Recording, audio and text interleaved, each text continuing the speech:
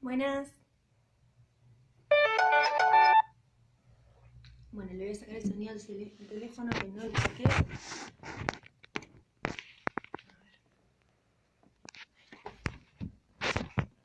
Ahora voy a intentar que el teléfono no se caiga. ¿Cómo están?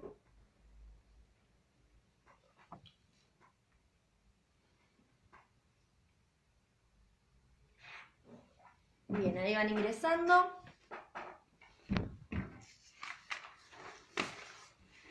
Espero que anden bien. Mientras van ingresando todos, les voy comentando que... Hola, Evelyn.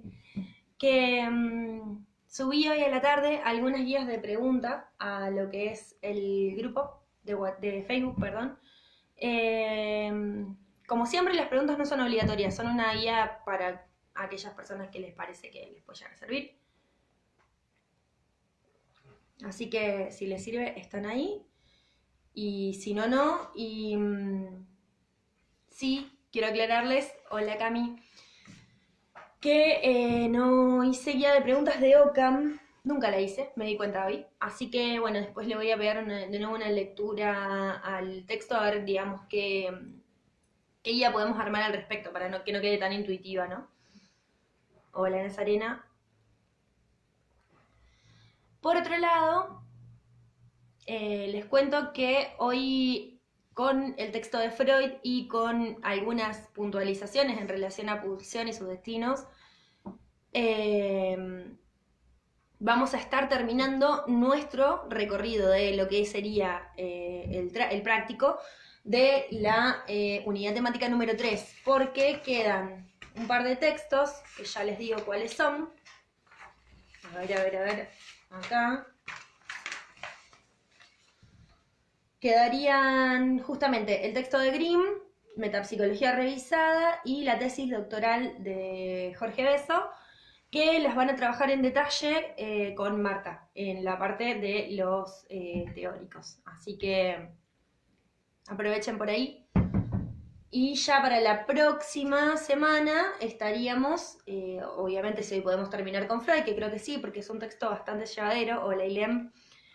Ya la próxima semana estaríamos abriendo mi unidad favorita, que es la número 4, y estaríamos ya empezando a trabajar a Oscar Terán. El texto es Positivismo y Nación. Me gusta pensar que, bueno, igual le vamos a charlar el próximo encuentro, el próximo jueves, pero me gusta pensar que es como una unidad mucho más llevadera, mucho más rica, mucho más discutible, así que, bueno, hola Hernán, lo espero con ansias. Igual este texto de Freud me gusta mucho, también. Al respecto también quería preguntarles si ustedes están pudiendo asistir a la parte del acompañamiento de la lectura desde lo teórico y cómo vienen un poco con eso. Si Marta ya llegó a plantear algunas cuestiones en relación a Green o si todavía no, por dónde andan, si les estuvo hablando un poco de lo que es representación, que es la unidad que estaríamos más o menos cerrando hoy. ¿Quieren ir escribiéndome y contándome un poco eso? Mientras van terminando de ingresar el resto y ya abrimos un poco lo que va a ser hoy.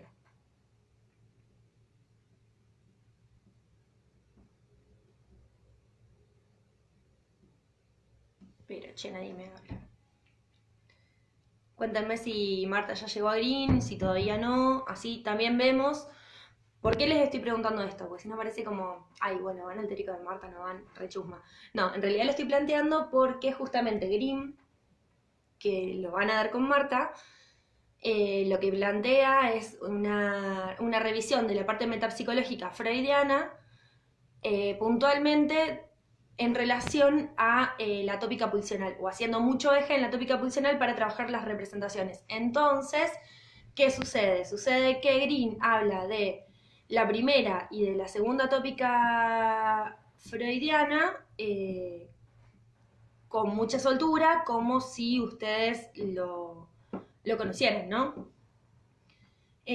Cuestión que doy un poco por sentado que no es así, porque al menos hasta donde sé, en segundo año trabajan la primer tópica freudiana, que tiene que ver con pulsiones sexuales y pulsiones narcisistas en relación a pulsión, cuyo anudamiento principal justamente es pulsión y sus destinos, y la primer tópica yoica freudiana, o la primer tópica del yo freudiana, que es consciente, preconsciente e inconsciente, donde la conciencia y el yo coinciden. Bien, bueno, entonces vamos a hacer una cosa. Yo voy a decirles lo que digo siempre, súper reiterativa. Pero bueno, voy a decirles lo que digo siempre. Yo lo que voy a hacer hoy es, vamos a trabajar en detalle el texto de Freud que nos corresponde a nosotros, que es algunas consideraciones con miras a un estudio comparativo de las parálisis motrices orgánicas e histéricas. Es un texto de un Freud muy temprano, muy temprano. Es un texto, para que se den una idea, de 1893, o sea que es anterior a todas las escrituras más psicoanalíticas, si situamos el inicio del psicoanálisis como intenta situarlo Freud con la interpretación de los sueños en 1900, ¿sí?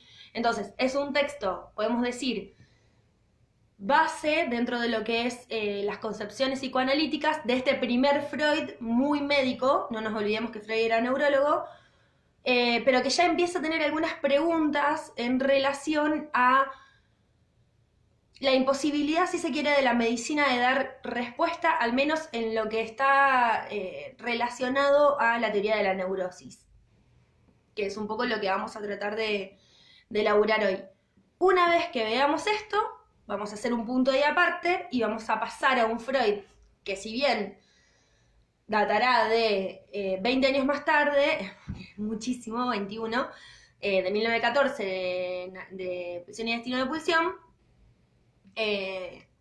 vamos a ver un Freud que está planteando otras cuestiones, digamos, que aún no se ha desentendido del todo del discurso médico, ¿sí? Y después voy a intentar transmitirles algo del orden de la segunda tópica, mínimamente para entender a Grimm. ¿Por qué digo esto? Porque lo que yo les transmita queda grabado y ustedes capaz que después incluso desgraban, no vale para decir en la psicoanálisis, ¿sí? Porque, digamos, yo voy a intentar transmitirlo de un modo lo más coloquial posible, con lo cual voy a traicionar muchísimo lo que Freud dice, sobre todo si uno quiere hacer una lectura más extensiva hacia lo que es la letra, ¿no?, de Freud, que es un poco lo que se busca en las materias más psicoanalíticas, y de ninguna manera quiero que, digamos, se queden con mi explicación y no con la que se les dé en esa materia, ¿sí? Va a ser como una introducción concisa, pero escueta.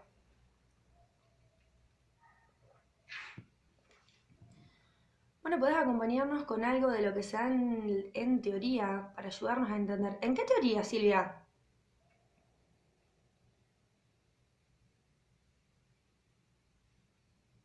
En otras materias, la verdad que no. No sé si es en teoría social, no. O en el teórico.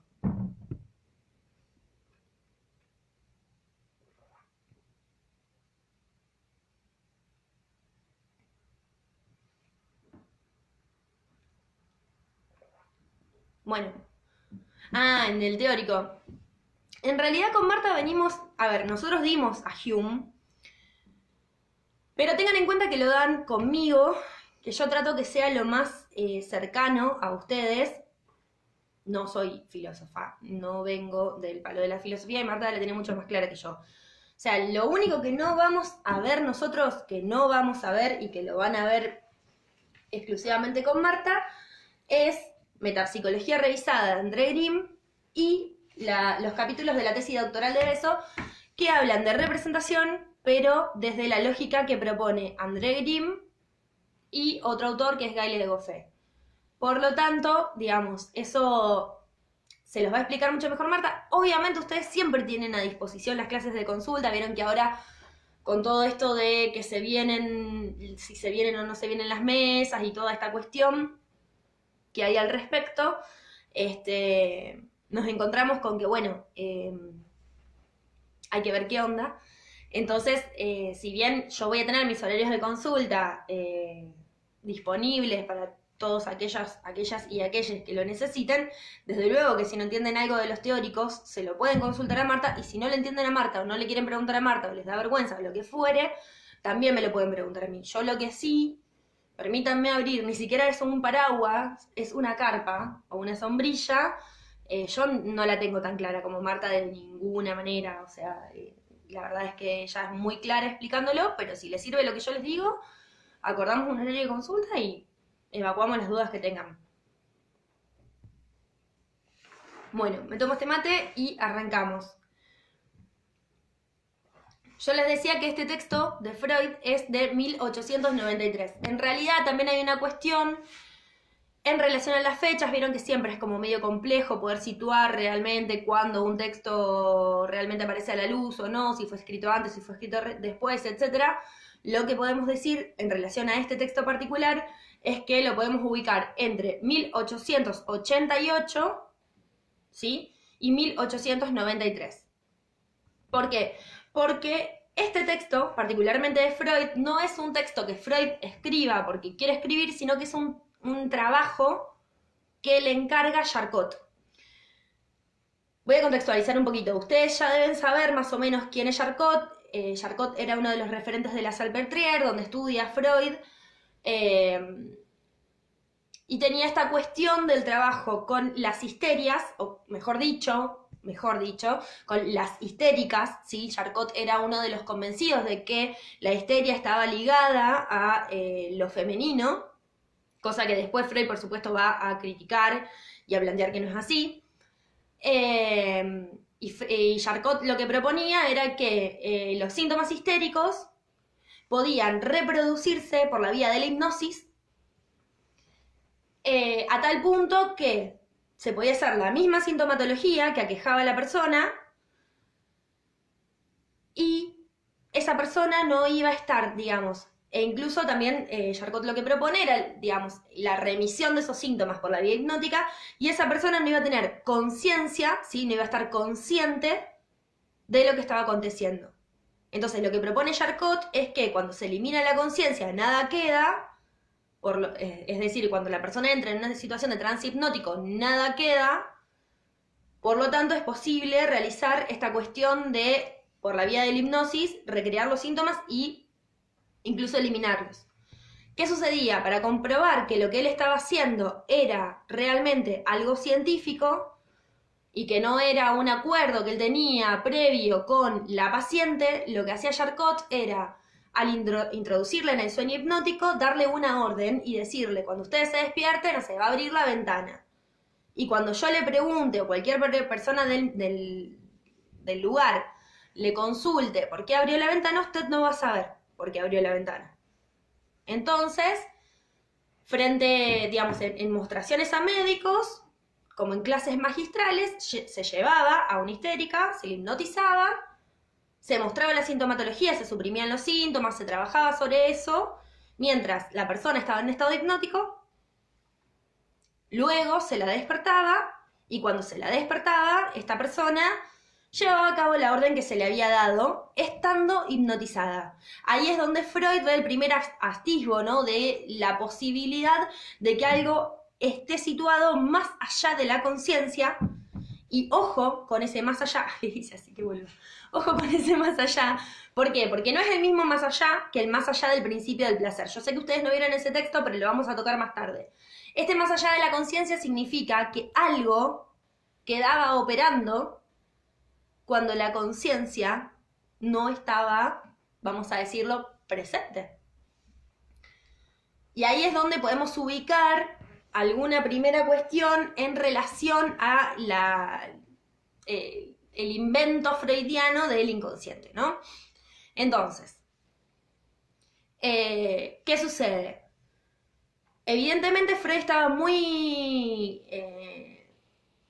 muy comprometido con estos estudios, y Charcot lo invita a realizar una comparación entre las parálisis orgánicas y las parálisis histéricas. ¿Por qué? Porque en ese momento el despliegue histérico estaba íntimamente ligado a un despliegue orgánico. ¿Sí? No nos olvidemos que la sintomatología histérica de esa época tenía que ver con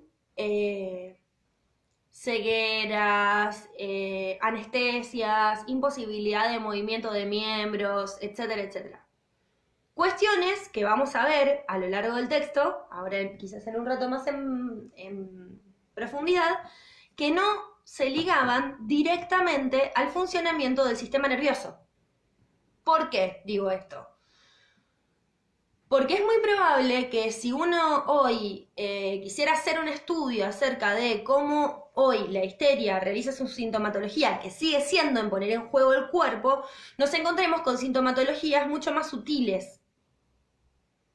Porque, y lo va a decir Freud a lo largo del texto, y lo vamos a trabajar bien en detalle, lo que toma del cuerpo la histeria es el cuerpo en el sentido común del mismo. En ese momento, inicios del siglo XX, o quizá, mejor dicho, fines del siglo XIX, porque estábamos diciendo esto, ¿no? Que el psicoanálisis nace con el siglo XX. ¿Qué sucede? Sucede que el conocimiento médico era un conocimiento propio de ciertas castas que no circulaba entre las personas a la manera de, bueno, a ver, esto es el funcionamiento del sistema nervioso, se divide en central y en periférico, el sistema nervioso además se divide en simpático y en parasimpático, todo esto no sucedía, ¿sí? Todo esto que hoy nosotros tenemos al alcance de la mano por la vía de Google o por la vía de en años anteriores de cualquier enciclopedia no estaba al alcance de las mayorías, por lo tanto la sintomatología estaba construida desde el sentido común. Cuestión que hoy también podemos ver si decimos que la sintomatología de las histerias está ligada a el cuerpo desde el sentido común, por ejemplo, situaciones como la fibromialgia, ¿no? En esto de hay algo del cuerpo comprometido, trabado, ¿no? Dolorido, que no tiene, digamos, a lo que parece que la persona no puede tener acceso, que genera muchísimo malestar, pero que no tiene una explicación desde el discurso médico para poder dar cuenta de cómo se produce, por qué se produce, qué la cura, etcétera, etcétera. Esto no significa de ningún modo que las producciones histéricas, neuróticas, sean producciones que no ponen en juego el cuerpo o que en el cuerpo no haya un sufrimiento, ¿no? El sufrimiento está, el dolor está, lo que no podemos es explicarlo exclusivamente desde la medicina. Si yo me resfrío, tengo una determinada sintomatología, si un médico ve esa determinada sintomatología, lo primero que va a hacer hoy en día es chequear que no tenga coronavirus, pero si no lo tengo, después era, bueno, a ver, dolor de garganta, tos, moco, fiebre, gripe. ¿Sí? Eso se me va a dar ibuprofeno y el estado gripal va a pasar y se supone desde el discurso médico que volvemos a una situación ligada a lo sano. El paradigma del discurso médico es el paradigma del cuerpo sano. Lo que va a plantear el psicoanálisis, varios años más adelante, es que quizás no se trate del paradigma del cuerpo sano, se trate de escuchar el síntoma. Toda esta introducción para decirles que este es uno de los textos que nos permiten empezar a pensar en eso, ¿no? Empezar a pensar en que las histéricas ya no serán mujeres a hipnotizar y a mostrar frente a otros hombres, vale decirlo, porque la verdad que de médicas había muy pocas, y no será su voz desautorizada en tanto de, mirá la que histérica lo que está haciendo esta piba, sino que empezará a partir del psicoanálisis a ser escuchado algo del orden del padecimiento e incluso, me atrevo a decir, algo del orden de la verdad. ¿Qué verdad denuncia ese sujeto con ese padecer? ¿Sí? Volvemos a 1893. Les decía que este escrito es un trabajo que le encarga a Charcot. Lo que tiene es que tiene una lectura relativamente sencilla y vamos a intentar y hacer un gran esfuerzo de no perdernos en los detalles médicos. Si bien vamos a necesitar algunos, vamos a tratar de puntualizar cuáles son aquellos que necesitamos y cuáles son aquellos que podemos dar, que podemos pasar por alto o a los que podemos darle menor importancia. ¿Qué es lo primero que hace Freud? Divide a las parálisis orgánicas, es decir, que tienen asidero en el cuerpo, en dos. Aquellas parálisis que son perífero-espinales, que también las llama parálisis en detalle, y aquellas parálisis que son cerebrales, que las llama en masa. Las perífero-espinales son aquellas, tengamos en cuenta, ¿sí?, que las parálisis de las que va a hablar Freud son parálisis de orden nervioso. Esto no significa que se producen porque uno está nervioso desde el sentido coloquial, sino que significa que hay algo del orden del tejido nervioso, de los nervios, que está dañado, que se ha roto. Por lo tanto, se produce una parálisis. Las perífero-espinales son segmentos nerviosos que van desde el exterior, ¿sí?, desde la piel, que contacta con el exterior, hacia la médula espinal, la que va dentro de la columna vertebral. Y ese es el primer segmento nervioso del que va a hablar Freud, ¿no? Hay un segmento nervioso que es periferia, médula, podríamos decir piel, médula, y hay un segundo que es médula, cerebro, ¿sí? El primero siempre va a ser más preciso, de la periferia a la médula siempre va a ser más preciso y con mayor cantidad de terminaciones nerviosas. Y en esto me voy a permitir 3 segundos de biología para decirles que el arco nervioso se produce sin pensar y se produce a nivel de médula espinal. Por ejemplo, si yo me pincho el dedo o me quemo la mano, retiro rápidamente, incluso apenas siento el dolor o antes de sentirlo. ¿Por qué? Porque yo me doy cuenta que me duele cuando lo puedo pensar, ¿sí? Hay un primer momento de retirar el dedo porque me pinché, porque me quemé, y hay un segundo momento donde el cerebro procesa esa información y empezamos a pensar, bueno, no, me quemé, me pinché, me tengo que curar de esta manera, me duele más, me duele menos, ¿no? Pero este primer arco reflejo que se da a nivel medular se da sin la participación del cerebro, ¿sí? Se da exclusivamente en la médula. Cuando alguno de esos nervios se rompe, lo que se produce es una parálisis en detalle entre la periferia y la médula espinal. Se ha roto un nervio, por lo tanto, el nervio que conectaba punto a punto ya no funciona. Entonces, la parálisis que se produce es específicamente en el punto en el que tocaba ese nervio. ¿Cómo lo dice Freud? Freud lo dice, de la periferia a la médula, dice, cada elemento de la periferia corresponde a uno de la sustancia gris de la médula, ¿sí? Es decir, que lo que hay es una proyección, son parálisis proyectivas, punto por punto, ¿sí? Voy de nuevo, parálisis perífero-espinales, son del detalle. Él lo escribe en francés, detaillé, se deletrea D, E con acento, T, A, I latina, doble L, E con acento, E común, pero lo escribe, digamos, en francés porque está escribiendo para Charcot. Que Charcot, no nos olvidemos, que es de la Salpêtrière, que queda en Francia. Entonces, del detalle, va de la periferia a la médula, ¿sí?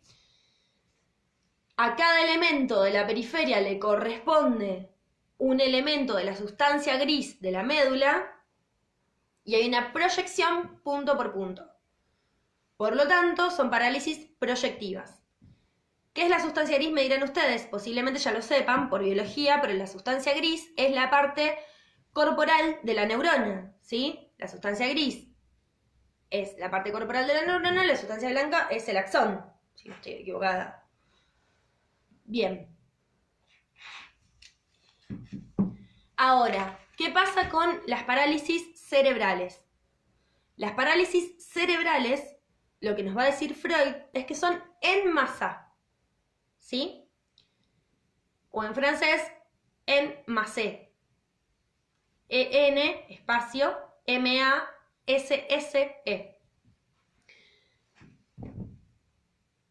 La conexión es del cerebro a la periferia, pasando por la médula, ¿sí? Entonces, con lo que nos encontramos es con que no corresponde el número de fibras nerviosas conductoras a la cabeza, por lo tanto, cada fibra nerviosa que sale del cerebro representará a un grupo de elementos del cuerpo y no a uno solo. En la médula nos encontramos punto a punto, acá nos encontramos con que no.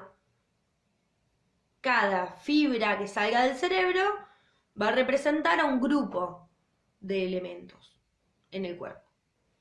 Entonces, si las otras eran proyectivas, estas son representativas. Son parálisis representativas. Un ejemplo claro de las parálisis representativas, que quizá no es el más grato, es cuando hay un accidente cerebrovascular, también conocido como ACV. ¿Qué sucede cuando hay un accidente cerebrovascular? Se rompe la conducción nerviosa y lo que se paraliza en masa. ¿No? La persona se le paraliza, no sé, por decir cualquier cosa, la mitad de la cara, se le paraliza la mitad del cuerpo. Entonces, ahí tenemos una cuestión que vemos que va en masa, no va punto a punto. ¿Sí? Entonces, lo digo nuevamente. Tenemos las periferoespinales y tenemos las cerebrales. Las periferoespinales son en detalle, las cerebrales son en masa. Las periferoespinales van de la periferia a la médula. Hay una conexión punto a punto. ¿Sí? Las cerebrales no, van del cerebro a la periferia pasando por la médula. Entonces, cada línea nerviosa, cada fibra conductora que sale del cerebro corresponde a un grupo de receptores, de elementos del cuerpo, no a uno solo. Y las periferoespinales son proyectivas, son parálisis proyectivas, y las cerebrales son parálisis representativas o de representación. Hasta acá es lo que Freud propone en relación a la división orgánica de las parálisis, ¿no? Recuerden que el texto es algunas consideraciones con miras al estudio comparativo de las parálisis motrices, orgánicas e histéricas. Lo primero que hace es dividir las orgánicas, como les acabo de intentar explicar hasta recién. Después se pregunta por las parálisis histéricas, que vale la aclaración que eran muy comunes en esa época, muy comunes. Entonces él dice, tomando un poco las construcciones de Charcot, que las parálisis histéricas simulan, y eso lo subrayan, simulan a las parálisis, pero nunca simulan a las parálisis proyectivas, ¿no? Sino que siempre simulan a las representativas. Elisa propone si puedo dar un ejemplo de parálisis en detalle. En realidad no te sé decir porque no la tengo muy clara en biología en términos de qué pares salen de la... qué pares de nervios salen de la columna. En realidad, sinceramente, no lo tengo en claro. Pero sí lo que puedo decirte es que, por ejemplo, los pares craneales, ¿sí? Los pares nerviosos craneales, cuando se alteran, lo que se alteran son sectores de la cara, ¿sí? Yo no recuerdo bien cuántos pares craneales hay, creo que eran 10 o 12, entonces lo que termina sucediendo es eso, que uno no puede mover una parte específica de la cara, ¿sí? Y Melanie dice, profe, ¿podrías repetir desde dónde hasta dónde la conexión de las periferoespinales? Sí, las periferoespinales de la periferia, perífero, a la médula. Tengan en cuenta eso. El nombre les dice lo que son. De la periferia a la médula. ¿Por qué? Porque la médula está en la columna vertebral o en la espina dorsal, digamos. Vuelvo a las parálisis histéricas. Simulan a las parálisis, pero nunca a las periferoespinales, sino más que nada a las representativas, ¿sí? A las parálisis cerebrales. Freud se pregunta por qué. Y dice, bueno, lo primero que podemos decir es que nunca afectan a un solo músculo, ¿sí? A menos que ese músculo sea instrumento único de función. Por ejemplo, el ojo. ¿Sí? Nunca afectan a un solo músculo de nada, a menos que ese músculo sea instrumento único de función. Las cegueras tenían que ver con eso. De repente no puedo usar más el ojo. Cuando Freud dice músculo acá, también vale la aclaración que puede estar refiriéndose a un órgano, como el ojo. Lo que pasa es que generalmente entendemos que los órganos están dentro del cuerpo, por lo tanto, planteamos eso. Pero digo, cuando, no sé si ustedes vieron el caso Miss Lucy R., en la prehistoria del universo, cuando yo cursé psicología, se daba en primero. Miss Lucy tiene problemas en... A ver, su sintomatología está ligada a su nariz. Ella huele cosas que no hay. Siente olor a pastelillos quemados. Ahí podemos decir que hay un órgano único que está siendo afectado por esa... Podemos decir que es algo del orden de la parálisis, ¿sí? ¿Por qué podemos decir que es algo del orden de la parálisis? Mírenme en el berenjenal en el que me metí. Decimos que es del orden de las parálisis porque, ¿qué sucede? Sucede que está afectado el órgano, no se le permite su uso, sino que termina justamente generándose esta cuestión de que huele pastelillos quemados cuando no está ese olor en el aire, ¿sí? Entonces, las parálisis histéricas simulan a las parálisis, pero nunca a las proyectivas, sino a las representativas. Nunca afecta a un solo músculo, a no ser que ese músculo sea el encargado de llevar a cabo una función, y siempre presenta los mismos caracteres que la parálisis de representación. Siempre presenta los mismos caracteres que la parálisis de representación. Entonces Freud dice, es una parálisis de representación, ¿sí? Pero, y esto lo anotan, de una representación especial cuya característica debe ser descubierta. Es una parálisis de representación, pero de una representación especial cuya característica tiene que ser descubierta. ¿Qué significa esto? Significa que es una parálisis de representación, pero que no está representando la parte lastimada del nervio en el grupo de músculos, sino que está representando otra cosa. Y tenemos que descubrir qué está representando. ¿Sí?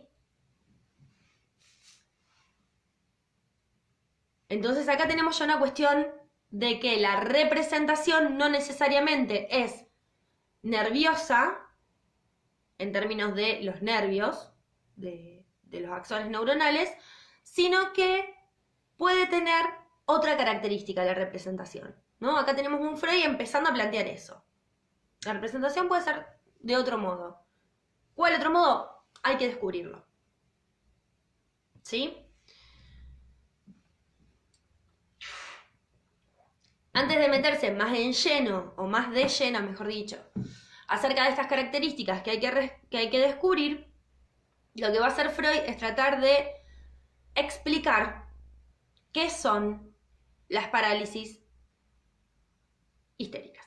Y lo que va a decir es que lo primero que podemos ubicar es que están mucho más disociadas y mucho más sistematizadas que las parálisis cerebrales, ¿sí? Los síntomas, dice Freud, de la parálisis orgánica se encuentran fragmentados, ¿sí? Y esto lleva siempre una manifestación excesiva. ¿Sí? ¿Qué significa esto? Que los síntomas de la parálisis histérica, tienen muchísima más intensidad. Y acá es donde esto se lo anotan, que es la característica principal de las parálisis histéricas, es que tienen una delimitación exacta, ¿sí? Y una intensidad excesiva. Ahí voy a leer. Una delimitación exacta y una intensidad excesiva. Entonces, voy de nuevo, para llegar a esta idea de que están delimitadas exactamente y excesivamente sobrecargadas.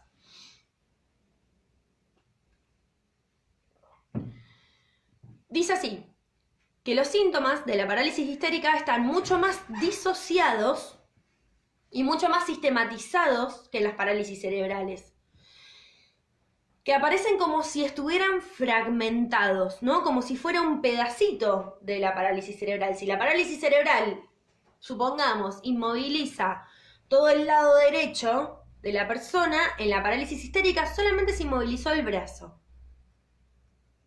Entonces uno dice, ¿pero cómo? Hay una delimitación, por eso habla de fragmentación, una delimitación exacta y una intensidad excesiva. Así que cuando alguien les acuse de intenses, les dicen que intensa es la parálisis histérica, que no hinchen los huevos, que vayan y que aprendan.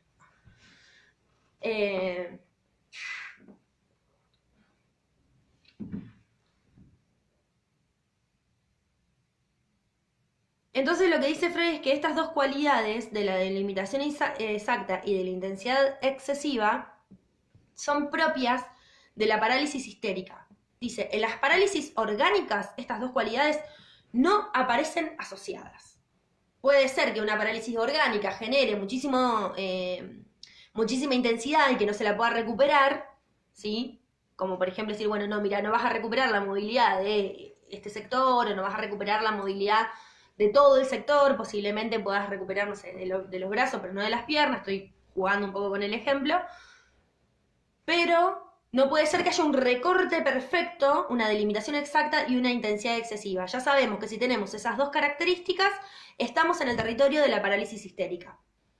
Tengamos en cuenta que estamos hablando de fin del siglo XIX, principios del siglo XX, por lo tanto no había ni tomografía ni nada de eso. La única forma de estudiar los nervios dañados, o la más utilizada, era por la vía de la disección. Es decir, cuando el paciente fallecía, uno decía, ah, sí, mira, acá tenía el nervio dañado, el cerebro lastimado, etcétera, etcétera. Bien, entonces, delimitación exacta e intensidad excesiva. La parálisis histérica, dice Freud, presenta perturbaciones de la sensibilidad, ¿sí? Más a menudo que las parálisis orgánicas. Y dice que son más profundas y más frecuentes en la neurosis. ¿Sí? Segunda cuestión, la primera dijimos intensidad excesiva y delimitación exacta. Segunda cuestión, son más frecuentes en la neurosis. Y tienen perturbaciones de la sensibilidad. A la fecha que Freud escribe este texto, 1893, no hay forma para explicar todavía, no hay forma de explicar por qué hay perturbaciones en la sensibilidad. ¿Por qué una persona puede oler a pastelillos quemados cuando no hay pastelillos quemados? ¿Por qué una persona puede quedarse ciega si el ojo funciona bien? Si la pupila se dilata, ¿cómo es que la persona se quedó ciega? Bien, tercera cuestión. Algunas formas, dice Freud, de la parálisis cerebral no se encuentran en las parálisis histéricas. Algunas formas de las parálisis cerebrales no se encuentran en las parálisis histéricas. Entonces dice Freud, ¿pero a qué se debe esto? Si supuestamente la parálisis histérica simula a la parálisis cerebral, ¿a qué se debe que no encontramos algunas formas? Y él lo que dice es que la respuesta a eso vendrá de la mano de la teoría de la neurosis.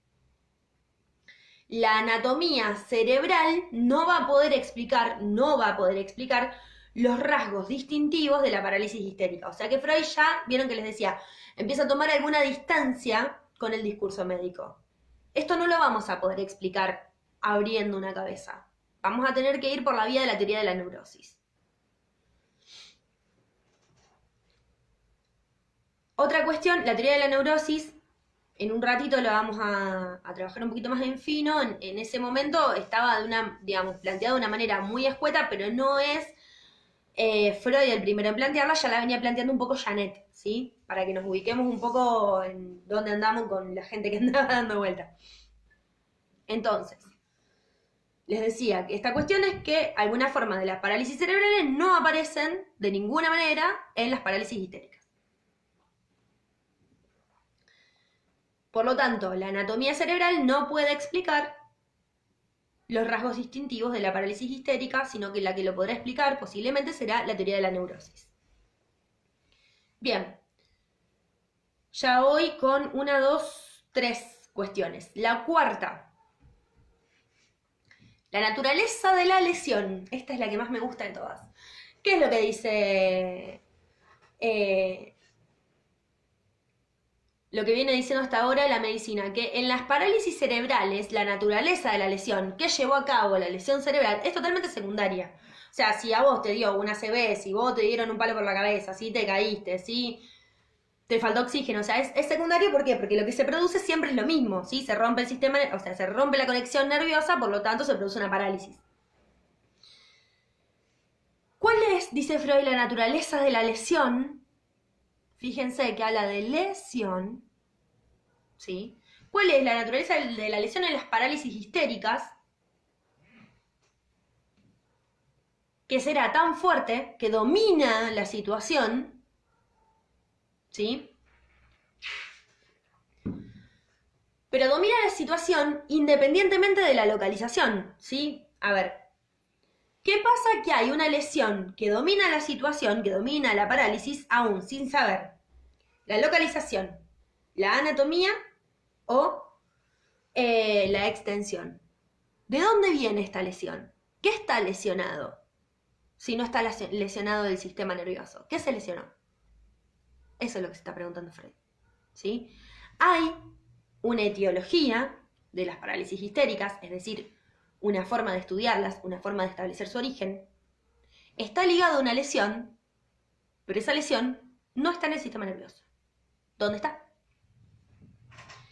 Y acá vamos a hacer una pequeña diferencia que va a marcar, digamos, quizás uno de los inicios de los puntos de quiebre entre Freud y Charcot. ¿Qué es lo que dice Charcot? Un capo. Charcot lo que dice es, hay una lesión orgánica, esa lesión orgánica corresponde a una inflamación en el sistema nervioso, que no la podemos estudiar. ¿Por qué? Primero porque no había en ese momento, como les decía, tecnología suficiente para llevar a cabo el estudio de las parálisis, el estudio de los nervios. No había tomografías, no había ecografías, no estaba toda esta tecnología que hoy tenemos donde lo podemos ver en vivo. Entonces lo que decía Charcot es, hay algo que está inflamado, ¿sí? En lo cortical. Se inflamó. Cuando la persona se muere, eso se desinflamó, porque la persona se murió. Entonces cuando yo abro la cabeza y voy a ver, ya está curado. No es que está curado, ¿se entiende? Se desinflamó, ya está. Entonces, ¿qué dice Charcot? Fíjense, dice, es una lesión cortical, pero dinámica o funcional. No hay cambios en el tejido, ¿sí? Está inflamado. ¿Qué es una lesión dinámica? Se pregunta Freud. Es la que no deja huella en el cadáver, pero es orgánica. Entonces, y acá es donde Freud va a decir, guarda, si fuera así, debería compartir las características con las parálisis orgánicas. Si esto fuera así, tendríamos que tener la misma característica, pero venimos diciendo que no, que acá hay una intensidad excesiva y una delimitación exacta.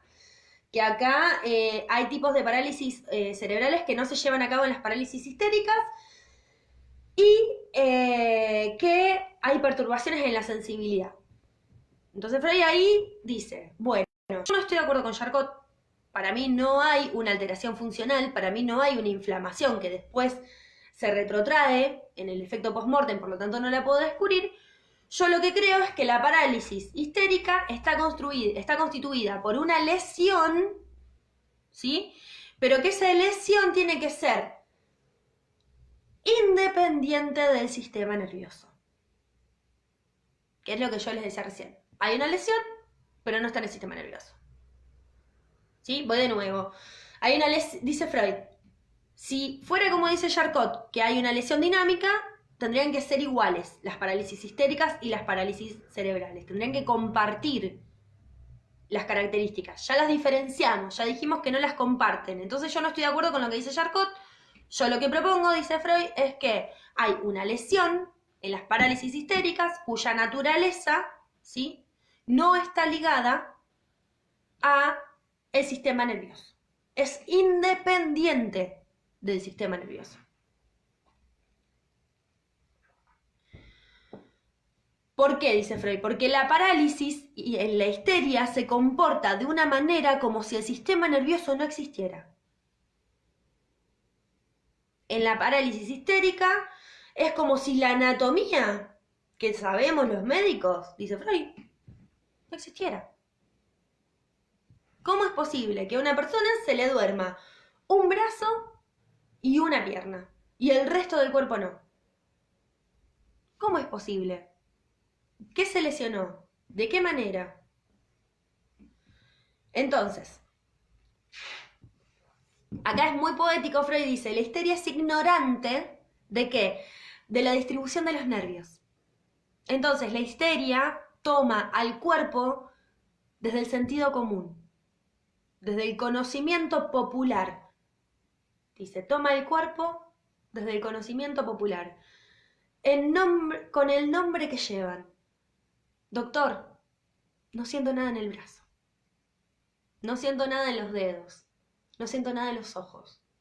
No se va a tratar ni de la córnea, ni del metatarso, ni del cúbito y el radio, no. Se va a tratar del brazo, se va a tratar del ojo, se va a tratar de la nariz. Como le pasaba a Nao, que no sé si la vieron, si no cuando la vean les va a flashear seguro, no podía hablar en su idioma, solo podía hablar en inglés. Ella no podía hablar en su idioma natal, solo podía hablar en inglés.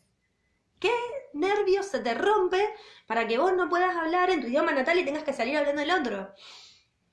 No, dice Freud, no hay una lastimadura, digámoslo bien crudo, no hay una rotura en los nervios, no hay una lesión en los nervios, hay una lesión que está independiente del sistema nervioso, porque la histeria, cuando genera su sintomatología, no entiende el sistema nervioso como anatómico, sino que lo entiende desde el sentido popular. ¿Sí? Esto Freud lo toma de Janet, que se escribe con J, Janet, que es el que ya estaba teorizando en relación a la teoría de las neurosis, que yo les decía antes, ¿sí? Y lo que intenta es, Freud, tomando a Janet, es desarrollar cómo podría ser la lesión que es causa de esta parálisis, o sea, ¿qué lesión? ¿Qué pasa que una persona de repente no puede ver? ¿Qué pasa que una persona de repente no puede hacer uso de su cuerpo? Entonces ahí lo que dice es, ok, tomemos el concepto de lesión funcional o dinámica como una alteración de la propiedad funcional. O sea, el ojo, su lesión funcional o dinámica significaría que dejo de ver, que no puedo moverlo, que no puedo pestañear, que no me salen lágrimas. ¿Sí? Esta lesión funcional o dinámica puede existir, si la entendemos así, como ligada a la propiedad funcional, a lo que para eso sirve el órgano. Lo que podemos plantear es que esta lesión funcional puede existir sin que se lesione orgánicamente el ojo. Yo puedo tener toda la respuesta nerviosa del ojo, se me dilatan las pupilas, se me cierran los párpados, no sé, tiene la presión que tiene que tener, etcétera, etcétera, pero aún así no ver. ¿Por qué? Porque lo que se ha lesionado de una manera funcional es justamente la propiedad funcional. ¿Para qué sirve el ojo? No puedo ver. Eso es lo que se lesionó. No se lesionó el ojo. Se lesionó la capacidad de ver. ¿Sí? Fíjense como que hay una diferencia con Charcot. Charcot, cuando propone la lesión funcional, él lo que dice es que es una lesión que es propia del sistema nervioso por la vía generalmente inflamatoria que no deja huella. Y Freud lo que dice es que lo que hay en una lesión, cuando hay una lesión funcional, es que el órgano o la parte del cuerpo no puede realizar la función que le corresponde. ¿Sí? ¿Se entiende esa diferencia? Bien. Entonces, si hay una lesión que no es orgánica, que ya llegamos hasta acá, Freud dice, bueno, ¿qué pasa acá? Entonces él dice que es la concepción trivial, popular que hay del órgano del cuerpo la que está puesta en juego, ¿sí? Las parálisis histéricas, para Freud, se tratan principalmente de ¿qué? De parálisis que están ligadas al tocar, ¿sí? A lo sensitivo y a lo visual. Si bien yo les nombré una parálisis histérica que está más ligada a, o un síntoma histérico que está más ligado a los olores, siempre en este momento Freud lo nombra más ligado a lo sensitivo y a lo visual. Entonces, la lesión histérica, de la parálisis histérica, es una alteración, y esto se lo anotan, una alteración de la concepción. ¿Sí? En la página 208, a ver si tengo acá, si lo encuentro se los leo, porque es súper interesante. En la página 208 es esto que les estoy diciendo. ¿Y por qué estoy haciendo tanto hincapié? Les digo mientras lo busco. Porque justamente con lo que nos encontramos es con un concepto de representación acá, ¿no? Un atisbo del concepto de representación. ¿Por qué? Porque justamente hay una alteración de la concepción de ese órgano que ha generado esa parálisis.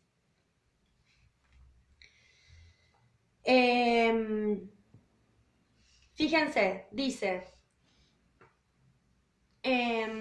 considerada psicológicamente, la parálisis del brazo consiste en el hecho de que la concepción del brazo no puede entrar en asociación con las otras ideas que constituyen al yo, del cual el cuerpo del individuo forma una parte importante. La lesión sería entonces la abolición de la accesibilidad asociativa de la concepción del brazo. Este se comporta como si no existiera para el juego de las asociaciones. Es indudable que si las condiciones materiales correspondientes a la concepción del brazo están profundamente alteradas, también se habrá perdido esta concepción. Pero he de demostrar que puede ser inasequible sin estar destruida y sin que esté dañado el sustrato material, el tejido nervioso de la región cortical. ¿Sí? Fíjense cómo acá nos habla de esto que les estoy diciendo, ¿no? Hay una alteración de la concepción, por lo tanto, lo que hay, fíjense, y lo marcan y lo escriben, hay abolición, es decir, que se ha abolido, no está más la accesibilidad asociativa. No puedo asociar nada a ese órgano que está enfermo, que está paralizado. ¿Sí? Entonces dice, se comporta el cuerpo como si no existiera ese órgano o ese pedazo de cuerpo. ¿Por qué? Porque no existe para la asociación, para la concepción. Cuando yo no puedo mover el brazo, mi cuerpo se comporta, dentro de la histeria, como si ese brazo no existiera, como si no estuviera más. A mí me lo pueden pinchar, le pueden pegar, lo pueden levantar, bajar. No tengo acceso, no tengo más acceso a ese brazo. No hay forma de asociar algo con ese brazo. ¿sí? Entonces, el valor afectivo, de afecto, que se atribuye a esta primera asociación de objeto, repugna, ¿sí? ¿Qué es lo que repugna? La posibilidad de entrar nuevamente en una asociación. Y se vuelve inaccesible a la conciencia. Voy de nuevo. El cuerpo se comporta, vamos con el ejemplo del brazo, como si el brazo no existiera. Por lo tanto, la accesibilidad asociativa de ese brazo queda anulada, ¿sí? Queda abolida. Y el valor afectivo que tiene esta inervación que se ha producido en mi brazo, que ya no lo puedo mover más, repugna la posibilidad de que eso entre en asociación con otra cosa. Por lo tanto, el brazo se me vuelve inaccesible. Yo no puedo hacer uso de él. Si la concepción, dice Freud, de brazo está entonces envuelta de un gran valor afectivo, será inaccesible para otras asociaciones. El brazo, dice Freud, va a estar paralizado en proporción, ¿pero en proporción a qué? A la persistencia de ese afecto, ¿sí? A la persistencia de ese valor afectivo, o a la disminución de ese valor afectivo, por la vía de los medios psíquicos. ¿A qué voy con esto? Voy a dar un ejemplo y capaz que ahí se nos aclara un poquito más. Dentro de estudios sobre la histeria, Freud labura varios casos de varias, digamos, pacientes que él fue trabajando varios años después. Y lo que dice, por ejemplo, es que había una de las mujeres que estaba cuidando a su padre enfermo, entonces de repente suena música linda en una escena muy, muy horrible, ella, el padre postrado, ella sosteniéndole la cabeza entre las piernas, y ahí, no, sosteniéndole la cabeza con un brazo, digamos, tratando de calmarlo. Suena música linda, le dan muchas ganas de bailar y después tiene problemas para acceder, por ejemplo, al movimiento de las piernas. ¿Por qué? Porque se sancionó a sí misma en esto de como que tu padre se está muriendo, vos tenés ganas y te joda, ¿qué onda? ¿Se entiende? Entonces, el valor afectivo es tan fuerte que esas piernas quedan por fuera de la capacidad asociativa, por lo tanto no tengo acceso a ellas, pero no hay un nervio que se lastimó y no las puedo mover. Si yo por la vía de las asociaciones, por la vía del hablar, por la vía de lo que luego va a ser la talking cure y el psicoanálisis, no puedo desandar algo del orden de lo traumático, de esa lesión que es funcional, pero que no es orgánica, si yo no lo puedo desandar, eso va a quedar paralizado. Y el cuerpo se va a comportar como si ese miembro no existiera. ¿Sí?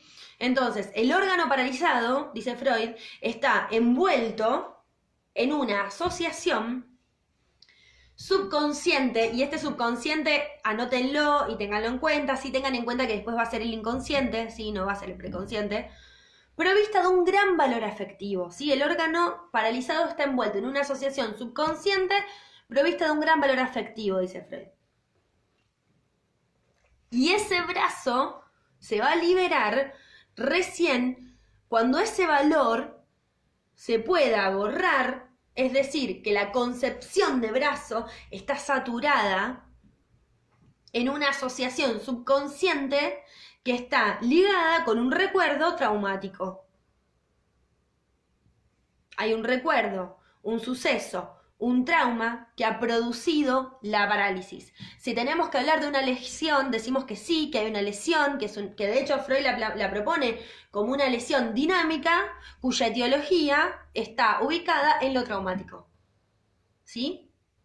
En cambio, en las parálisis orgánicas, la etiología está ligada a lo nervioso, a lo anatómico. Acá está ligada a lo traumático. Entonces, suceso traumático. Ese suceso traumático tiene un gran valor afectivo, ¿sí? Tiene un gran valor afectivo. El yo se libra de ese valor afectivo colocándolo en una reacción motriz, dice Freud. Suceso con un gran valor afectivo, el yo se defiende, se libra de ese valor afectivo colocándolo en una reacción motriz.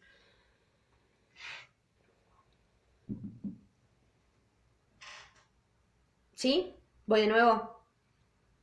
Tenemos un suceso, vamos a tratar de hacerlo un poquito más largo. Tenemos un suceso. Ese suceso tiene un gran valor afectivo, no sé, de repente, vamos, no sé, un suceso traumático. Qué sé yo, vamos a suponer que trataron no sé, lo que pasa es que hoy todos los ejemplos que se me ocurren más actuales son ligados al pánico, pero bueno, vamos a suponer que, no sé, trataron de raptarme y me agarraron del brazo, ¿no? Entonces, si frente a ese suceso, que tiene un gran valor afectivo, el yo se puede liberar de eso por una reacción motriz, ¿sí? O por asociaciones, yo puedo contarlo, explicarlo y ligarlo de algún modo para que eso traumático deje de ser traumático y empiece a ser elaborado. Si yo no puedo hacer eso, se genera un trauma. Entonces, supongamos, dentro de este ejemplo que les estoy dando, que es bastante pedorro, perdón la palabra, que como me agarraron el brazo y yo eso no lo pude elaborar, se me produce una parálisis del brazo. Ahí es donde se produciría la parálisis, porque ya aparece lo traumático, porque el yo no se puede liberar de ese afecto, entonces lo inerva en el cuerpo, ¿sí? Y ese trauma produce este síntoma que es la parálisis histérica. Este síntoma tiene esta causa que puede permanecer subconsciente y que es inasequible, que no se puede acceder a ella por la vía del yo consciente. ¿Por qué? Porque no puedo acceder a ella por la vía del órgano, ¿sí? Si yo digo, bueno, mira, no puedo mover el brazo, no sabes lo que me pasó, no puedo mover el brazo. Bueno, pero ¿por qué no puedo mover el brazo? Y no puedo mover el brazo, no sé por qué no puedo mover el brazo, porque no lo puedo mover. Bueno, me golpean. El brazo tiene respuesta, supongamos que tiene respuesta, ¿cómo es que se dice? Refleja, sobre todo en el codo, qué sé yo. Dicen, bueno, mira, María, la verdad es que tu brazo funciona, digamos, tus nervios en el brazo están bárbaros, pero yo no lo puedo mover. Me aplican dolor, no lo siento, calor, no lo siento, frío, no lo siento. Mi cuerpo se comporta como si ese brazo no existiera. Yo no puedo acceder a algo del orden de la etiología a menos que me ponga a hablar sobre ello. Cuando yo me pongo a hablar por la vía de las asociaciones, es que yo puedo elaborar algo del orden de ese trauma y liberar ese brazo de ese afecto que ha sido inervado porque no ha podido ser tramitado en el momento en el que el suceso traumático sucedió. Valga la redundancia. Elisa pregunta si sería que la lesión en las parálisis histéricas es el trauma. Lo que podemos decir es que la lesión en la parálisis histérica es dinámica y está ligada a un suceso traumático.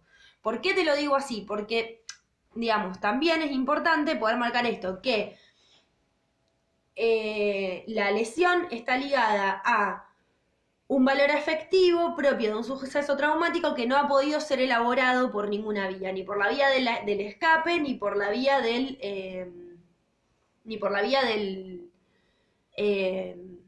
perdón, me trabé, ni por la vía del escape, ni por la vía de la elaboración, ¿sí? De la charla, de las asociaciones. Esto, que acá ya estaríamos terminando, este texto de Freud, de paso voy a chequearlo ahora. Genial. Lo que podemos decir es que este texto es la base que él va a tener después, o una de las bases que él va a tener después, para plantear la existencia del inconsciente, ¿no? Cuando él plantea esta cuestión de la primera teoría en relación a la teoría del origen de la sintomatología histérica, que él plantea que hubo una situación ligada a la sexualidad infantil que permaneció inconsciente hasta que algo de lo actual conectó con eso y produjo la parálisis, se está refiriendo a esto. Hay algo del orden del recuerdo traumático que se reactiva y que como no nos podemos liberar de ese afecto, afecta a alguna parte del cuerpo, que está conectada por asociaciones a eso, pero que es inaccesible a menos que uno empiece a poder hablar sobre eso para ligar algo de ese afecto. Incluso, habiendo terminado este texto, y esto no está en el texto, lo que les puedo decir es ligando algo de ese afecto a otras representaciones. ¿Me siguieron hasta acá? ¿Hay alguna duda en relación a este texto?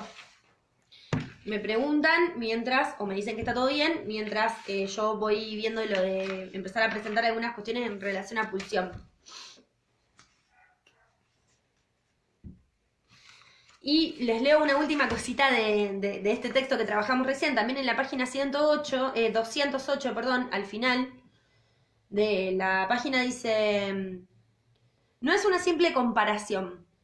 El fenómeno es casi idéntico en el campo de la psicología de las concepciones. Si la concepción de brazo está envuelta en una asociación de gran valor afectivo, será inaccesible al libre juego de las otras asociaciones.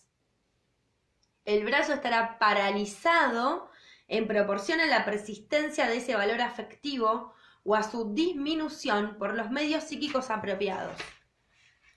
He ahí la solución del problema que nos hemos planteado, pues en todos los casos de la parálisis histérica uno halla que el órgano paralizado o la función abolida están envueltos en una asociación subconsciente provista de un gran valor afectivo y que se puede mostrar que el brazo se libera tan pronto como ese valor afectivo se borra. Hay una llamada a pie de página de subconsciente y dice que una de las escasísimas ocasiones, y tal vez la más antigua, en la que se presenta la palabra en los escritos de Freud. Para más datos, ver estudios sobre la histeria. Tengan en cuenta que este subconsciente está ligado a lo inconsciente que ustedes deben haber estado viendo quizás en Psicoanálisis 1. Bien. De hecho, termina dándole un palito muy lindo a Charcot y dice, fue Charcot el primero que nos enseñó que es preciso dirigirse a la psicología para dar con la explicación de la neurosis histérica. Breuer y yo hemos seguido su ejemplo en una comunicación preliminar sobre el mecanismo psíquico de los fenómenos histéricos, en ella demostramos, que los síntomas permanentes de la histeria llamada no traumática se explican, salvo los estigmas, por el mismo mecanismo que Charcot reconoció a las parálisis traumáticas. Pero también ofrecemos la razón por la cual esos síntomas persisten y pueden ser curados, ¿sí?, mediante un procedimiento especial de psicoterapia hipnótica. Cada suceso, cada impresión psíquica están provistos de cierto valor afectivo del que se libra, por la vía de una reacción motriz o por un trabajo psíquico asociativo. Si el individuo no puede o no quiere tramitar el excedente, el recuerdo de esa impresión adquiere la importancia de un trauma y deviene la causa de síntomas permanentes de histeria. La imposibilidad de la eliminación es notoria cuando la impresión permanece en el subconsciente. Hemos llamado a esta teoría la abreacción de los aumentos de estímulo. Ahí tienen, digamos, el último palito que el amigo le da a Charcot y al final, última hojita, obviamente, en resumen, pienso que concuerda bien con nuestra visión general sobre la histeria, tal como hemos podido formarla siguiendo las enseñanzas de Charcot, que la lesión en las parálisis histéricas no consiste en otra cosa que en la inaccesibilidad de la concepción del órgano o de la función para las asociaciones del yo consciente, que esta alteración puramente funcional, con integridad de la concepción misma, esté causada por la fijación de dicha concepción a una asociación subconsciente con el recuerdo del trauma, y que esta concepción no devenga libre y accesible hasta que el valor afectivo del trauma psíquico no haya sido eliminado por la reacción motriz adecuada o por el trabajo psíquico consciente. ¿Sí? Hasta acá lo que es este textito tan hermoso de las consideraciones con miras a etc. No me acuerdo bien el nombre, nunca me acuerdo bien el nombre, por eso le digo siempre el de las parálisis. Algunas consideraciones con miras al estudio comparativo de las parálisis motrices orgánicas histéricas. Bien, ahí veo que me están diciendo que está todo clarísimo. Bueno, vamos a hacer un punto y aparte. ¿Están muy cansados? Cansadas, cansades.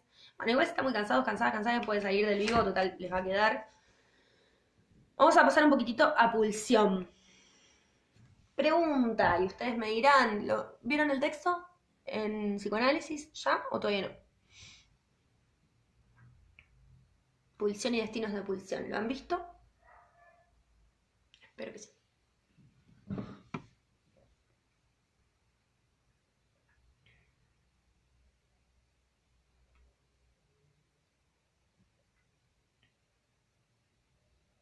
A ver qué me contestan. Yo mientras voy buscando las definiciones que me interesa. ¡Ah! ¡Qué buena noticia! ¡Qué bueno que ya lo vieron! ¡Qué bien, qué bien, qué bien! Bueno, genial. Bueno, esto no saben lo contenta que me pone todo el año reniego. ¿Cómo? Bien, genial. Bueno, entonces, pulsión y destinos de pulsión. Es un texto que a nosotros nos sirve para poder plantear un poco la lectura de André Grim, ¿sí? Tengan en cuenta que André Grim, como dice el programa, es un psicoanalista contemporáneo, ¿sí? O sea que es más de nuestra época.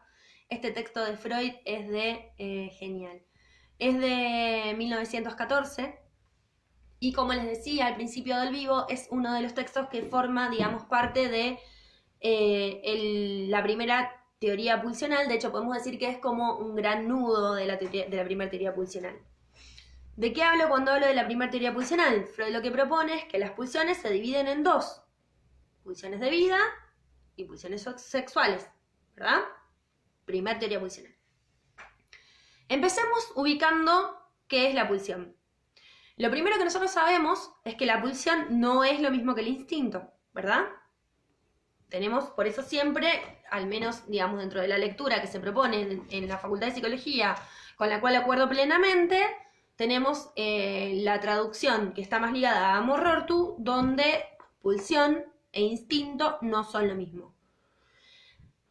De hecho, si quisiéramos establecer una diferencia bien clara, ¿qué diríamos? Diríamos que el instinto es lo proporcionado, lo perfecto, está, si se quiere, la podemos homologar a la imaginación elemental que veíamos en Castoriadis, y la pulsión es lo desproporcionado y lo imperfecto, ¿sí? La pulsión siempre conlleva a una desproporción. Esto que estoy diciendo lo estoy diciendo de una manera quizás un poquito más ligado a Lacan. Voy a tratar de no irme de mambo. Si me voy de mambo me ponen, profe, te fuiste de mambo, y yo vuelvo, ¿sí? Trato de no irme entre los autores, sobre todo porque tenemos que tratar de plantear de una manera entendible lo que les quiero transmitir. ¿Qué viene diciendo Freud en relación a la pulsión? Viene diciendo que es nada más y nada menos que un concepto, ¿sí? Freud define la pulsión como el concepto límite entre lo psíquico y lo somático, ¿sí? Concepto límite entre lo psíquico y lo somático.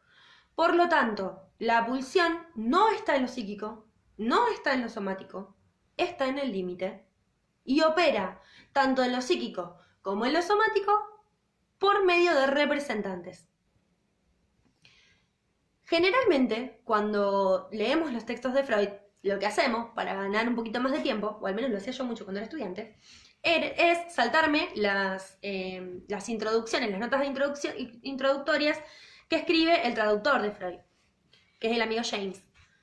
Aún así, les recomiendo mucho, en la página 108 de Pulsión y Destino de Pulsión, en este librito, tomo 14, fíjense que dice: una pulsión nunca puede pasar a ser objeto de la conciencia. Nunca puede pasar a ser objeto de la conciencia. Solo puede serlo la representación, que es su representante. Ahora bien, tampoco en el interior de lo consciente puede estar representada si no es por la representación. Esta cuestión que les leo, que parece más un trabalenguas que una cuestión teórica, me sirve un montón que ya estén dando este texto en psicoanálisis para que lo podamos pensar juntos, es la siguiente: la pulsión está en el límite. Como está en el límite, opera por la vía de representantes. Esos representantes son la representación de la pulsión. Pero yo no puedo medir la pulsión, no puedo estudiarla y no puedo decir acá se ve la pulsión. Lo que se ve es el representante de la representación de la pulsión. ¿Sí? Entonces, concepto límite entre lo psíquico y lo somático. ¿Qué otra cuestión nos interesa del texto? Y me dicen si necesitan que reveamos algo de lo que acabo de decir. ¿Qué otra cuestión necesitamos ver del texto en relación a pulsión y destinos de pulsión? Bueno, veamos un momento cuáles son los elementos de esta pulsión, que Freud los nombra muy bien, y dice que tenemos el esfuerzo, que también lo conocemos como Drang. Tenemos la meta, que también la conocemos como Ziel, con Z. El objeto, que también se conoce como Object, con KT al final. Y la fuente, también conocida como Quelle, Quelllle. Sí, ahora vamos a ver los destinos, vamos con los elementos. Ahí vamos con los destinos del fin. Los elementos de la pulsión, entonces, el esfuerzo es la primera cuestión que podemos tomar para diferenciar la pulsión de el instinto. Porque el esfuerzo, fíjense que dice Freud, el esfuerzo de una pulsión se entiende su factor motor, la suma de fuerza o la medida de exigencia de trabajo que ella representa. Este carácter esforzante es una propiedad universal de todas las pulsiones y aún de su esencia misma, que no es lo mismo que la meta, ¿sí? El esfuerzo tiene que ver con el hecho de que hay algo que empuja y que exige una fuerza al aparato psíquico para poder llevarse a cabo. Y lo que podemos decir es que el esfuerzo de la pulsión es constante. ¿Sí? Hay un esfuerzo que es constante. La pulsión constantemente empuja, empuja, empuja. Y como es constante, y como entre meta y objeto, que la meta es aquello con lo que se satisface, ¿sí?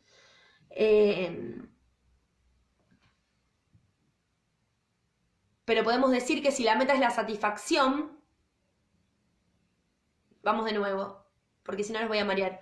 La meta es la satisfacción de la pulsión, pero podemos decir que si la meta es satisfacerse aquello con lo que se satisface la pulsión, que es el objeto, no va a ser lo mismo siempre. Entonces, acá es donde Freud dice que entre objeto y meta de la pulsión hay soldadura, y ahí tenemos otra ruptura con el instinto. El instinto tiene un esfuerzo que se inicia cuando el animal está, por ejemplo, bajo en calorías, un animal que está en estado salvaje, va, caza y come.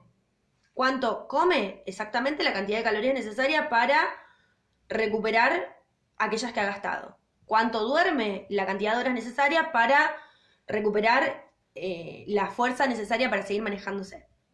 ¿Cuándo se reproduce? Cuando su cuerpo está en condiciones de procrear.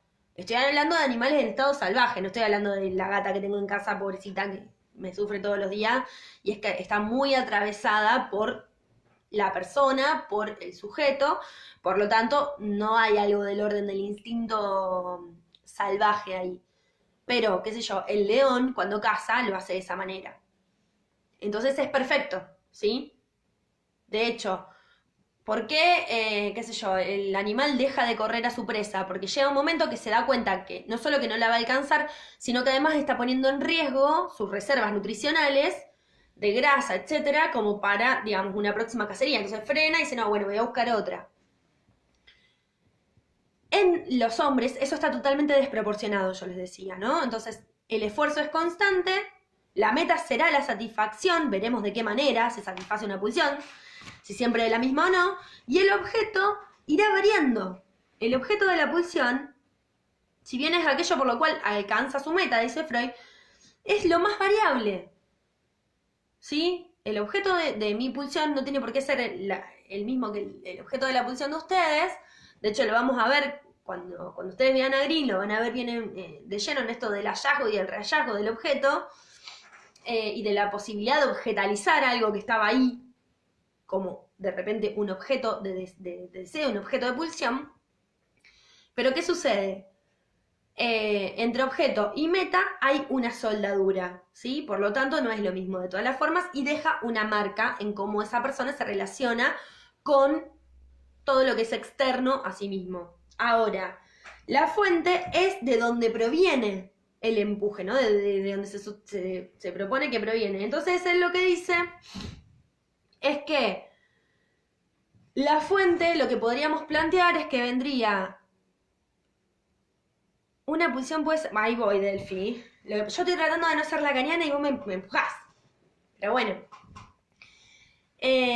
La fuente, uno podría pensarla ligada exclusivamente a las zonas erógenas, pero no necesariamente es así.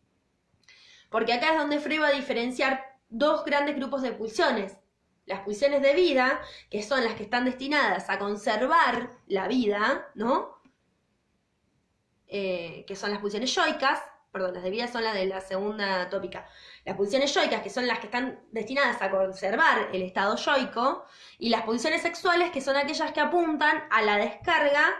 Por lo tanto, Freud lo que plantea es que las pulsiones sexuales en este primer momento apuntan al nirvana, es decir, al cero de energía, a la descarga, y por lo tanto son las malas, por decirlo de alguna manera, ¿no? Las yoicas son las buenas, las malas son las sexuales. Y lo que van haciendo es como una especie de batalla entre unas y otras. Delphi dice, una pulsión puede satisfacerse con el objeto del otro. Bueno. Vamos a tratar de no ser lacanianas al respecto. Una pulsión puede satisfacerse con un objeto siempre y cuando ese objeto esté erigido como objeto de deseo. ¿Sí? Que es lo que les va a decir un poco Green. Voy a tratar de no meterme tampoco mucho en Green porque mi idea es no marearlos, y si se marean me dicen y volvemos la vez que haga falta, ¿no?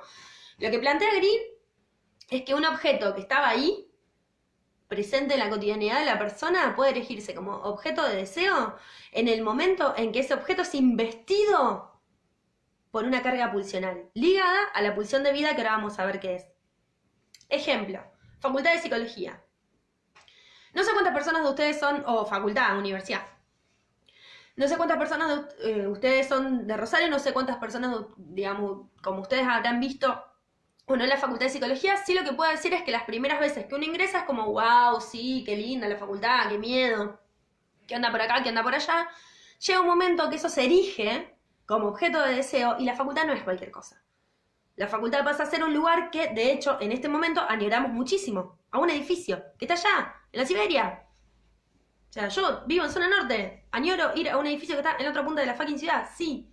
¿Por qué lo añoro? Porque está elegido como objeto de deseo. De tal magnitud está en mi vida elegido como objeto de deseo que nunca me fui. O sea, me puse a estudiar, me recibí, hice la inscripción, empecé a dar clase. Hola, ¿te podés ir? No, no me puedo ir porque está elegido como objeto de deseo.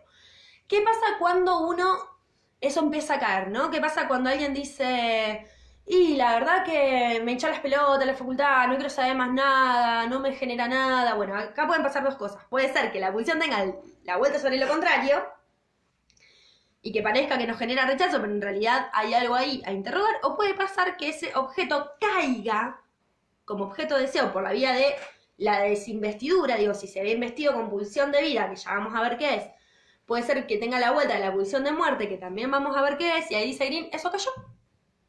El objeto material sigue siendo el mismo. Pero, ¿qué pasa? Que ahora ya no significa para el sujeto. Bueno, el sujeto lo ha hecho caer como objeto de deseo. Otro ejemplo que me encanta dar, la típica de cuando te empieza a gustar alguien y te lo cruzaba siempre. Yo decía, pero ¿cómo lo tuve tanto tiempo, tan cerca y nunca me di cuenta que me gustaba? ¿Viste? La típica. ¿Cómo si?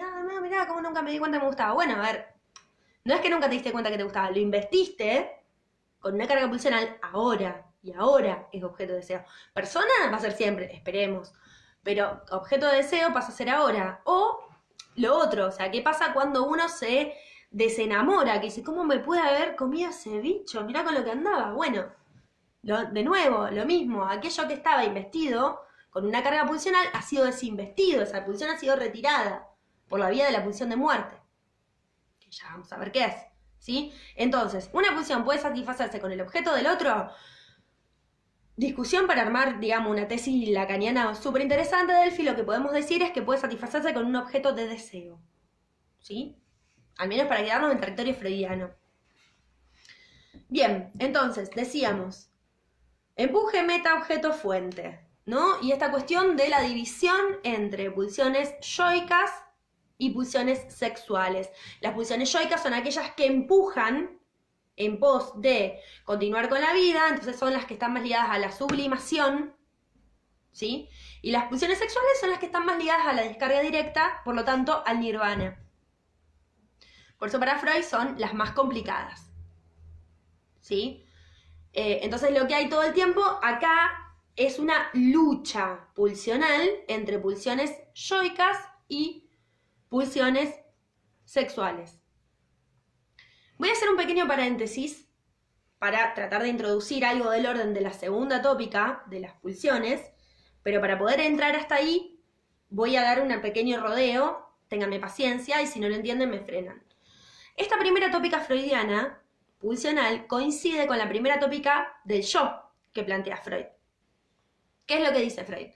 Freud lo que dice es que el aparato psíquico está dividido en consciente, preconsciente e inconsciente, ¿sí?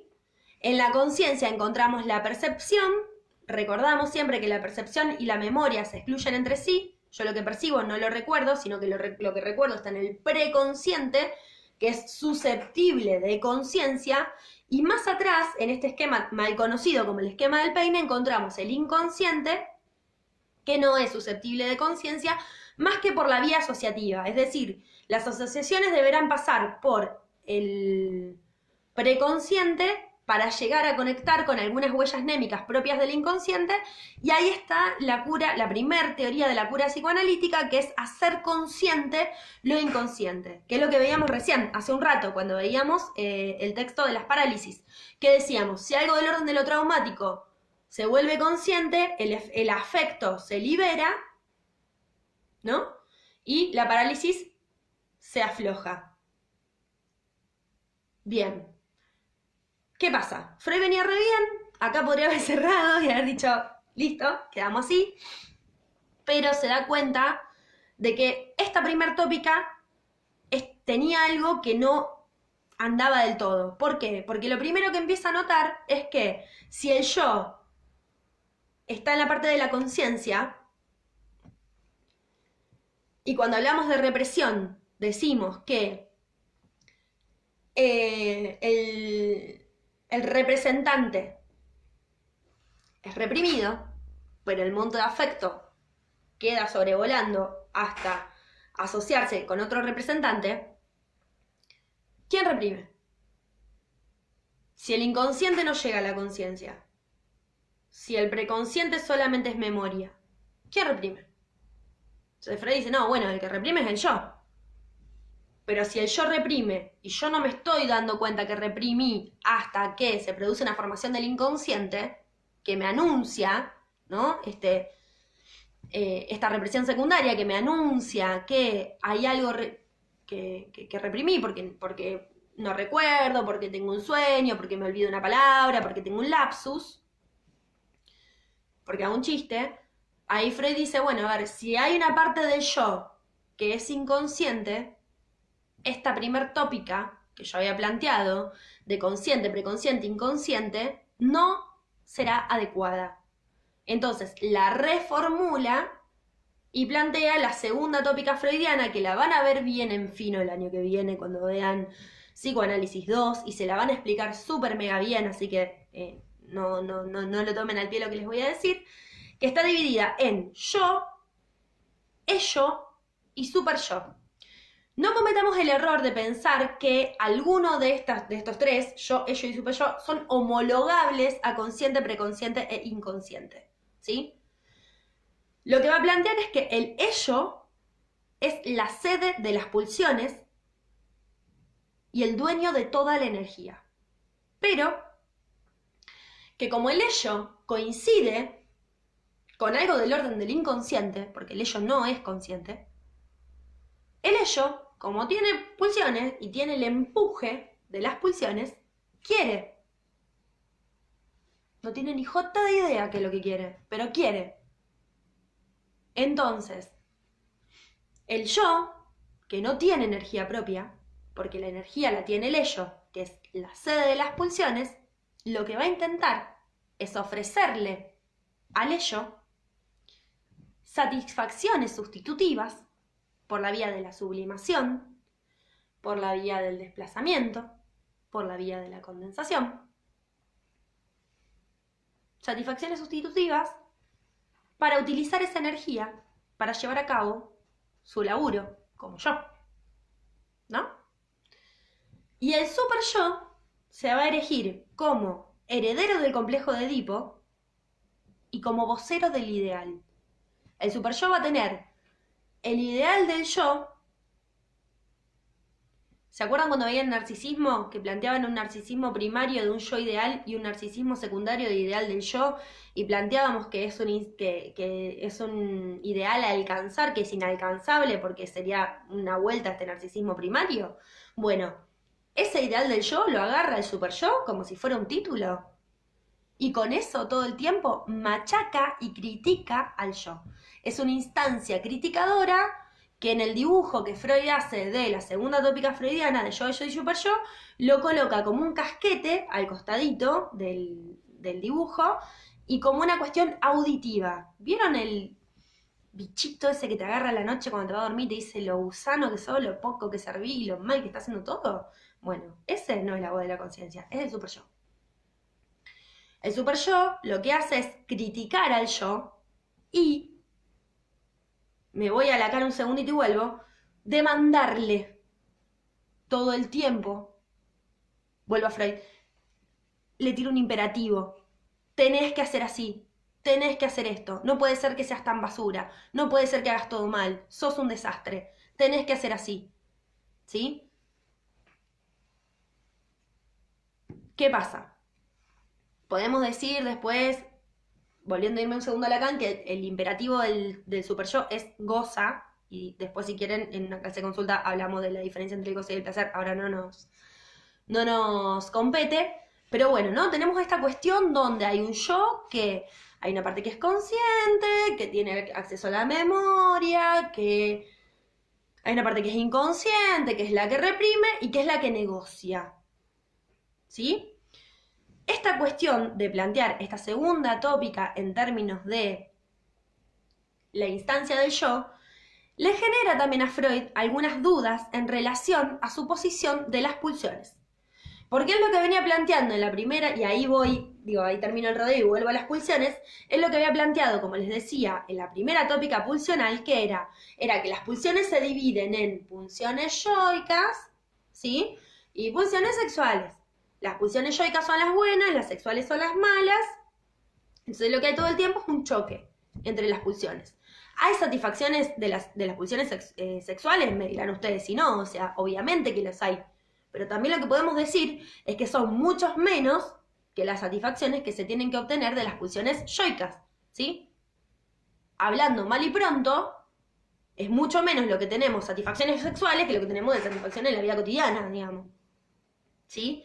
Incluso cuando esas satisfacciones se dan por la vía de la vuelta sobre lo contrario, o la vuelta sobre la propia persona. Bien. Entonces dice Freud, bueno, porque las pulsiones sexuales y las pulsiones yoicas tienen una cosa en común. ¿Qué cosa en común? Hacen ruido. Hacen mucho ruido y ponen a trabajar al yo. Las dos le imprimen una exigencia pulsional al yo. A ver, dale, ponete a trabajar. A ver, dale, ponete a ponerla. A ver, dale, vamos a hacer esto. No, a ver, dale. ¿Se entiende esto de...?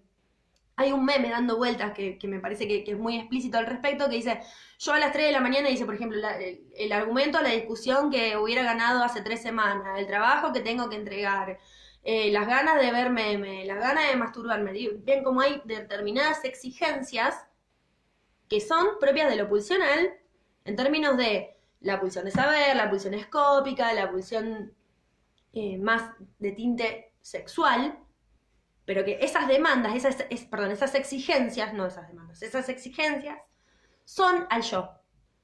Entonces, si eso pone a trabajar al yo, así sea por la vía de la sexualidad, si aun cuando se llega al orgasmo, después se sigue volviendo a tener relaciones sexuales, incluso se sigue en la misma relación sexual, entonces de lo que estamos hablando es que no hay un nirvana. El nirvana está en otro lado. Y ahí es donde Freud dice, bueno, hay unas pulsiones que hacen ruido, esas pulsiones que hacen ruido son las pulsiones yoicas, que son las pulsiones de vida, son aquellas que me empujan a continuar con mi vida, ¿sí? Y a esas pulsiones les opone, pero no en una batalla, las pulsiones de muerte. Lo que dice es que las pulsiones de muerte son pulsiones silenciosas que llevan directamente a la descarga. Directamente a la descarga. Y que lo que hay entre pulsiones de vida y pulsiones de muerte es una mezcla, ¿sí? Se van enroscando, se van mezclando de tal manera que cuando las de muerte van directamente a la descarga, las de vida las traen de nuevo, y cuando se desbanda para la de vida, la de muerte vuelve para allá, y va habiendo constantemente una mezcla. Esa mezcla pulsional es lo que nos permite llevar adelante nuestra vida. Cuando se produce la desmezcla, la pulsión de muerte, al nirvana, así, pum, se terminó, fin. Cuando hablamos de principio de nirvana, hablamos de cero excitación, cero estímulo en el aparato psíquico. Por lo tanto, hablamos de muerte.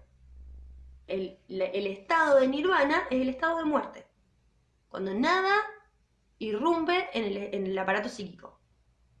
No es ni poquito, ni casi nada, ni el previo a que aparezca algo, es nada. Fin, se terminó. Entonces, acá lo que plantea Freud por esta vía de la pulsión de vida y la pulsión de muerte es la cuestión de la mezcla y la desmezcla pulsional, que va a tomar Green para establecer la posibilidad de que un objeto se erija como objeto de deseo. Este libro yo lo podía ver cuando era pendeja, no sé, en una biblioteca, y para mí era un libro más que no me llamaba absolutamente nada, porque tenía 566.000 palabritas y no tenía ningún dibujito, y la verdad que era un libro común y corriente. A partir de encontrarme con lo que el psicoanálisis me ha generado a mí, y con lo que la Facultad de Psicología me ha generado a mí, es un objeto de deseo. No trato este libro de la misma manera que trato otros libros. No lo presto, por ejemplo. Yo soy especialista en prestar y perder libros. O sea, los míos pierdo. Los de los otros no. Los libros de psicoanálisis no los presto. ¿Por qué? Porque están erigidos en el lugar de objeto de deseo. Entonces los cuido, los mimo, los limpio, qué sé yo. Los trato como un objeto. Ahora, si yo me desencantara, y elijo esa palabra a propósito, del psicoanálisis, me desenganchara, dijera, no, la verdad que me hinché los huevos, me quiero dedicar, qué sé yo, no sé, me quiero dedicar a la economía, y ya está, esto me parece una pelotudez, no sirve para nada, el psicoanálisis es una bosta, ni siquiera una bosta porque ahí sería un objeto libidinal, al menos eso es lo que nos dice Freud cuando nos habla en 3 ensayos, el psicoanálisis es una basura, que haya caído como objeto, ahí es donde ese objeto que estaba investido con pulsión de vida pasa a ser desinvestido por la vía de la pulsión de muerte y queda como un objeto que ha caído. Y no es más objeto de deseo. Entonces, el hallazgo es un rehallazgo. ¿Sí? Cuando yo hablo de objeto de deseo y que he hallado un objeto, no sabes, encontré a la persona de mi sueño. Ah, mira, ¿qué onda? ¿Descubriste América? No, me lo crucé 300.000 veces, pero ahora me di cuenta que me gusta. No, no es que te diste cuenta que te gusta, te empezó a gustar, porque se erigió como objeto de deseo. ¿Sí? Esto es lo que propone un poco Grimm. Ustedes lo van a ver bien, mucho más en fino cuando lo vean con Marta, van a ver también su teoría en relación a las representaciones, pero a mí lo que me interesa es que quede esta idea de que lo pulsional, al menos a los fines de esta materia, porque van a tener materias en las que lo van a trabajar mucho más en fino, lo pulsional tiene, digamos, estas dos Estas dos tópicas, de la primera tópica lo que toma Green es el concepto de pulsión, concepto límite entre lo psíquico y lo somático, no está ni de un lado ni del otro, ¿sí? Sino que está en el límite y opera de los dos lados por la vía de la representación, por eso también después habrá un menú representativo, que tendremos que darle lugar. Y por otro lado, de la segunda tópica, esta cuestión de la mezcla y la desmezcla pulsional en términos de pulsión de vida y pulsión de muerte, en el sentido de que pueden objetalizar. Ahora, esto yo se lo estoy tirando muy por arriba, lo van a ver mucho más en fino con Marta. Esto nos lleva a la tesis de Grimm, que es que el sujeto con el que trabaja el psicoanálisis es el sujeto de la pulsión. Lo que plantea es que la pulsión es un concepto del psicoanálisis que ha sido muy poco valorizada, que fue muy importante en Freud, que de hecho, digamos, es uno de los ejes fundamentales de su construcción en relación al psicoanálisis, y lo que propone Grimm es como una vuelta a la pulsión desde su teoría. ¿Sí? Ahora lo que les pregunto es si me entendieron más o menos hasta acá, y si me entendieron más o menos hasta acá, y les parece, ya cortamos, y nos encontramos la próxima vez, que va a ser el jueves que viene, con Positivismo y Nación de Oscar Terán. Díganme si entendieron más o menos, y si no, sacamos las dudas que podamos evacuar. Una ripo. Perdón.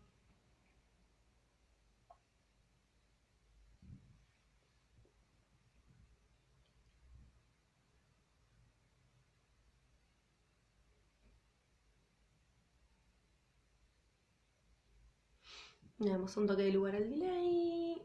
Bien, genial. Ahí estoy viendo que se entendió perfecto. Bueno, buenísimo. Seguramente, digamos, a medida, qué bueno, a medida que avancemos con, claro, ya sería la unidad 4, a medida que avancemos con el recorrido van a aparecer dudas y obviamente estaremos para intentar evacuarlas, y si no, guarda María, no tires nada, estarán el resto de los docentes que están también a disposición, ¿sí? Nos vemos el próximo jueves. Se cuidan un montón. Y nada, les mando muchos afectos y bueno, evidentemente este año es muy probable que no nos veamos en la facu, pero nada, cuando nos crucemos me frenan y me dicen, profe, yo cursé con vos virtualmente y nos tomamos un porrón. Nos vemos el jueves que viene. Un abrazo de noche.